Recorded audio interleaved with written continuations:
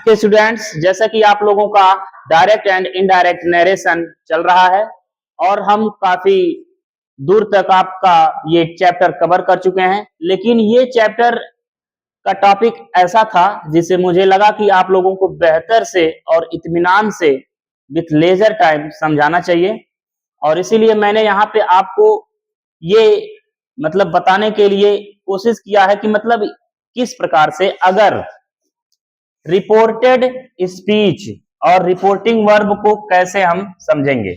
अगर मान लीजिए यहाँ पे बच्चों ये हम आपको बताने के लिए आपको खड़ा किए हैं क्लास में कि WH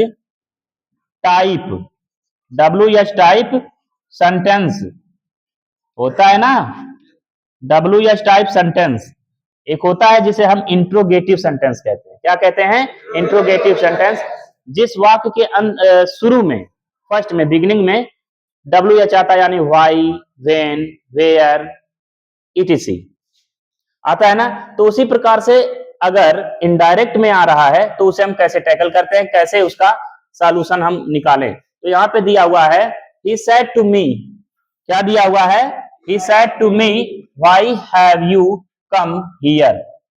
तो आपको यहाँ पे देखकर लगता होगा कि he said to me reporting verb क्या है? रिपोर्टिंग वर्ब पास्ट टेंस में है। किसमें है? पास्ट टेंस में। और जो रिपोर्टेड क्लास है, रिपोर्टेड स्पीच है, वो क्या है? प्रेजेंट परफेक्ट टेंस में। इंट्रोगेटिव यानी प्रेजेंट परफेक्ट टेंस का इंट्रोगेटिव सेंटेंस है। तो बच्चों उसे बदलने के लिए आपको क्या करना है कि अगर एक चीज और समझ लीजिए, अगर डायरेक्ट में क्या है?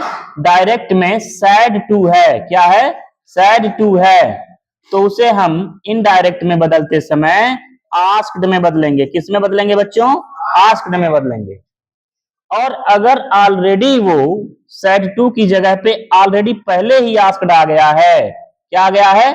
पहले ही आस्क्ड आ गया है, ठीक, तो हम इनडायरेक्ट में बनाते समय, चेंज करते समय भी आस्क्ड का प्रयोग करेंगे या इंक्वायर्ड का प्रयोग करेंगे। अंडरस्टैंड? तो यहां तक क्लियर है? तो आगे आते हैं बच्चों। यहां पे आप देख पा रहे हैं he asked me why I had come there, उसका ये होगा। अगला है बच्चों he said to her what can I do for you, what can I do for you, तो इसका सिंपल सा होगा he asked her what I could do for you। Understand? अब बच्चों आपको यह समझना है कि इनडायरेक्ट में फुल स्टॉप लगता है और डायरेक्ट में फुल स्टॉप नहीं लगता है, ठीक है। इनडायरेक्ट में फुल स्टॉप लगता है और डायरेक्ट में फुल स्टॉप नहीं लगता है, क्वेश्चन मार्क लगता है, इस तरह के वाक्यों में। अगला है बच्चों I said to him where did you sleep last night, तो इसका होगा I asked him where I had slept last night. और अगला है बच्चों he said to him why do you stop here, why do you stop, her है कि here है?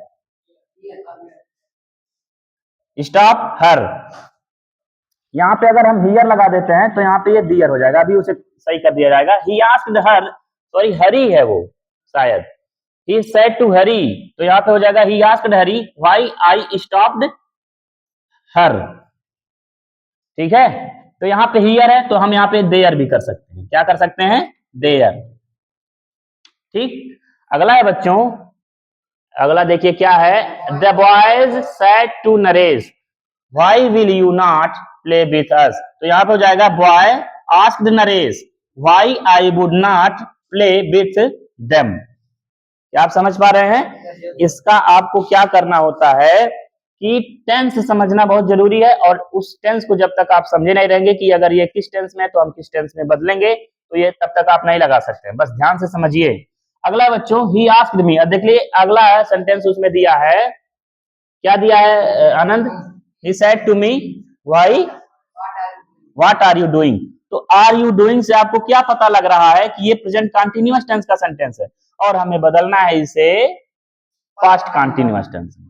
तो हमने यहाँ पे क्या लिखा है, he asked me what I was doing, what I was doing, तो was where का प्रयोग और प्लस ing फॉर्म आपको पता है कि पास्ट कंटीन्यूअस टेंस में प्रयोग होता है, ठीक है। अगला है बच्चों, he asked me where will you go tomorrow। तो यहाँ पे रहेगा he asked me where I would go the next day। तो वहां पे will है, तो यहाँ पे बच्चों क्या बदल देंगे हम, would में बदल देंगे। अगला है बच्चों, he said to श्याम, तो यहाँ पे हो जाएगा he asked श्याम। उसके बाद whose है तो यहाँ which हो जाएगा, और book वहां is है तो यहाँ पे was हो जाएगा, वहां this है तो यहाँ पे that हो जाएगा। he asked Shyam which book was that। और अगला है बच्चों, the postman said to the man। उसके बाद है where do you wish to go। तो यहाँ पे हो जाएगा postman asked the man where I wished। तो वो सेंटेंस प्रेजेंट इंडिफिनिट में है, तो इस सेंटेंस को हम किस में बदलेंगे, पास्ट इंडिफिनिट। और पास्ट इंडिफिनिट में वर्ब में सेकंड फॉर्म का प्रयोग होता है। ठीक है, विश्ड टू गो। और अगला है बच्चों, हाँ, Sushila asked the visitor what do you eat for breakfast. तो यहाँ पे हो जाएगा Sushila asked visitor what I ate for breakfast, यानी कि मैंने लंच के लिए या लंच में क्या खाया। ठीक है, तो सुशीला ने विजिटर से पूछा, विजिटर का मतलब जो उसे देखने आया है, तो सुशीला ने पूछा तुम लंच में क्या खाते हो, तो विजिटर ने कहा कि what I ate for lunch, तो वो पास्ट में चला गया। तो बच्चों, आई होप कि आप लोगों को ये चीजें समझ में आई होंगी, और समझने के लिए हम और समझाने के लिए हमेशा तत्पर हैं। आप लोग क्वेश्चन करिए, हम हमेशा समझाएंगे आप लोगों को। ठीक है, तो आज के लिए बस इतना ही। Thank you very much.